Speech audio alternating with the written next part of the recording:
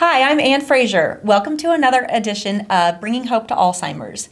We are excited to have with us today Mandy Shoemaker. And Mandy is the co-author and the founder of Connectivities and Prairie Elder Care. And she's a fierce advocate for people with Alzheimer's and other dementias. And your colleague, Lisa Elliott, she was part of the Night of Hope Gala Committee this year. And so welcome to the podcast. Yes, thank you. Thank you for having me. Of course. So we're so excited that you guys joined us for the gala this year, and you guys were sponsors and donors to the silent auction. What got you inspired about the gala, and also what got you inspired about working with people with dementia and Alzheimer's? Sure. Well, specifically the gala, I think you all really embraced, you and Path's law firm and kind of the other people that you are working with, really embraced our mission with Prairie Elder Care and Connectivities. And so that really meant a lot to us. And I think Lisa, you guys just really connected. And she just does so much for the community. And we felt like it was a really great project for her to spend some of her time on. And I also love that you're sharing your own story. My dad had MCI and ended up having other health issues before that progressed that ended up taking his life. But both Michaela, my co-founder, and I believe that it is so important that we talk about these things and that it not be the most horrible diagnosis you could ever get, that there is so much that can be done. And so we just really wanted to support that effort and that work because— Thank you for that. Yeah, I think it's very important. Yeah, very good, very good. Provide a brief overview of what you all do at Prairie Elder Care. So Prairie Elder Care was founded by me and my sister-in-law, Michaela Gibson, and she was a director of nursing at a large skilled facility prior to us kind of leaving our day jobs. I was an elementary school principal. And so we have built Prairie Elder Care from the ground up. Started in 2014 with group homes for people living with dementia. And we still do that. We have the Prairie Farmstead, which we're just getting ready to open our third house. So that's really exciting. That's very exciting. Yeah, it's really beautiful. So we offer residential care services.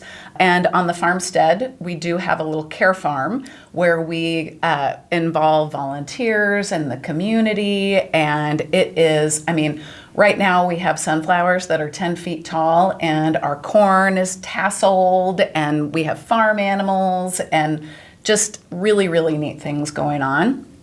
And then we also have a day program, which is actually one of only 2 licensed standalone day programs in the whole state of Kansas. Wow. Yeah. That's specifically designed for people living with dementia. So we have that, and then we also have just started in-home care. Wow. Yeah. I did not know that. Yes. You never know what's going to come. From this, right? You guys are doing great things, and I love the daycare alone is huge because as people are getting dementia younger and younger, and lots of family members still have to work. And so if you can't afford in-home care, which can be quite expensive, I think that's such a great alternative. And you guys also added something to it with Connectivities. Tell me more about Connectivities and what do you guys do with that? Yeah, so with Prairie Elder Care, our focus has always been on community, connection, and control. And Connectivities really came from when we were hit hardest with the staffing crisis, we've always kind of hung our hat. Like what we do, we take amazing care of people, and then on top of that, we do a lot of really great engagement, purposeful, just really great connecting with our residents. So important. Yeah. So important. And so with Connectivities, really our programs at Prairie Elder Care were suffering a little bit. And so we started putting activities in bags on the kitchen table there for our care partners to use. And the more specific the activities were, like having everything there and the recipe for, making cookies or something, or if they were going to do a craft, having all of the materials and the instructions, or any kind of little project.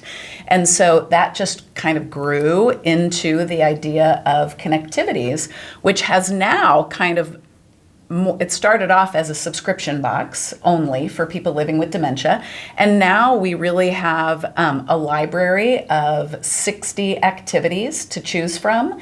And people can purchase them in our grab and go format or just a digital download and get the materials themselves.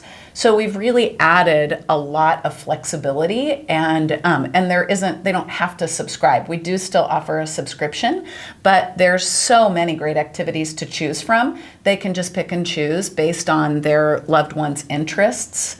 And even if they have a lot of materials at home, they can find things that they have that, they can do some of the activities with some materials that they would have at home.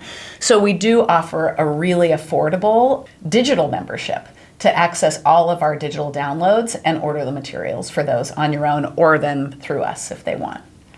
That is really, really good, because when I cared for my parents, there's only so many puzzles you can put together. Right. There's only so much that you can do that keeps them engaged and entertained. And I love that you can kind of, like you said, find their interests and figure out what they like to do, what would speak more to them than, maybe making an art and craft that's like a decoration. Maybe it's something different that they're more interested in. So. Absolutely. We have something for everyone, and everything has been trialed at Prairie Elder Care, so we make sure that it actually works with who we're wanting to use them with. And interestingly enough, a lot of times people will say, oh, my dad would never do that. And the men at Prairie Elder Care are really some of our most enthusiastic participants in Connectivities, because it's really doing something. We have a lot of building. We have sports. We have some really fun activities where they build a football field and then play a football game. They build a baseball field and play the game. And so there's just really a lot for everyone. And I think one of the things that's been a little bit of a challenge, but it's also part of the most important thing about Connectivities, is we're really trying to open up people's understanding of how to connect with somebody living with dementia.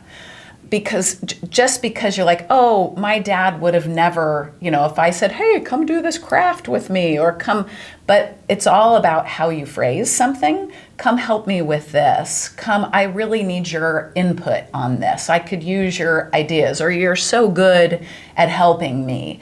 And so it's really about how we phrase it to get people involved. And just because they can't do something completely independently on their own doesn't mean that there aren't a whole lot of different levels of engagement. And sometimes even passive engagement is more than what other people have tried with them. So we're really trying to push the envelope in how people connect with people living with dementia. Yeah, it's important in so many aspects, but like you said, they may not be able to do every step or every task, but even as a caregiver, that would have given me ideas to do with my parents. Absolutely. And given me a way to interact with them in a different way. And I don't want this to be a faux pas what I'm about to say, but when I was looking at places to put my parents before I decided to take care of them, one of the things that was really difficult was watching, the laundry folding. And yes, I understand that that's something that somebody feels good about doing for a minute, but to have them do it over and over and over seems a little bit, is there other things you can do? Yeah, it seems mundane. It there's not a connection being fostered. Exactly. Yeah. It's kind of something they did on their own, and I saw that in so many places. That was, to me, I can do more with my parents than that. Yeah, my mom loved to do that, and we would do that, but I wasn't going to have her do that all day, every day. That just seemed a little bit mundane. Like Absolutely. You said. So, and With our digital materials, we have like a whole page of extensions for every activity. So for somebody like you who's caring for your parents, we give you a whole range of things that you can build off of just with this one activity. So and we also offer conversation starters, because a lot of times it's hard to know what to say, and you think, oh, I shouldn't be talking about myself, or I shouldn't be doing whatever. But so many times, if we do tell our own story, it helps that person connect with their story. And pull up some memories that they have. Exactly. Right. And so that builds their connection. And there's so much research out there that's telling us that connections and relationships are really the key to quality of life. And that's for me and you, and for people that are more impaired with, that are living with dementia and need a lot of help. Exactly. And so I think it's just really important for everybody. There's so many great things about that program. And do you have, I would think that all kinds of communities around really the United States would really benefit. How are you guys able to get this out? Like if one of our listeners on the podcast is living in another state, then what do they need to do to be able to get a hold of these resources? So through our website, connectivities.us, people can get on there and explore our activities. We've got some free downloads that you can access to kind of see how they work. And then you can become a member of the digital library from there. And then also for other communities like larger senior living settings, we do offer kind of more sort of enterprise level memberships that we build custom portals for that are searchable in different ways, so that the staff can access the activity. They can search them based on interest, based on skill area, but gives a little bit more robust access to the activities. So, and we're adding activities every week. Sure. This is huge. This is huge in this community, and I think you're brilliant for bringing this to communities and bringing this to people who are suffering from cognitive issues, cognitive decline, Alzheimer's, all of the different dementias. I think this is really, really great. And I am really wanting to help you promote this. I am so happy to meet you. What have we not covered that you definitely want people to know about Connectivities? I think that just when kind of embarking on an activity with your loved one, that it's really, really important to set aside your own expectations.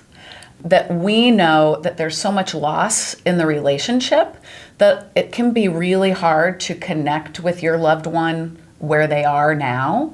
But it's kind of important to compartmentalize those things so that you can think about, what does my loved one need now?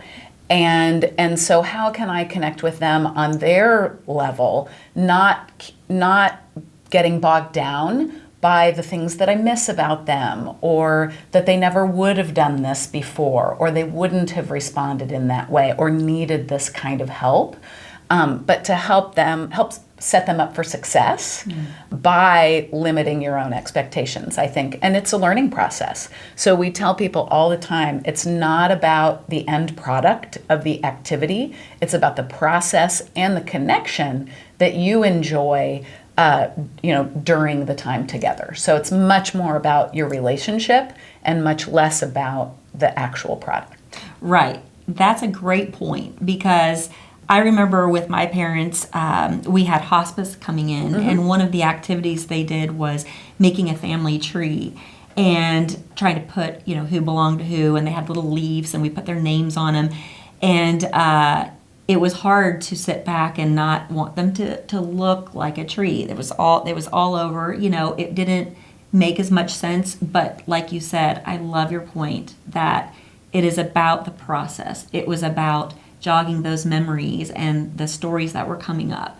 And that is huge. So Good job. Yeah. I love Well, this. thanks. We appreciate you working so hard to, just get the word out about breaking down barriers and stigma and all of that it's so important. It really is. It really is.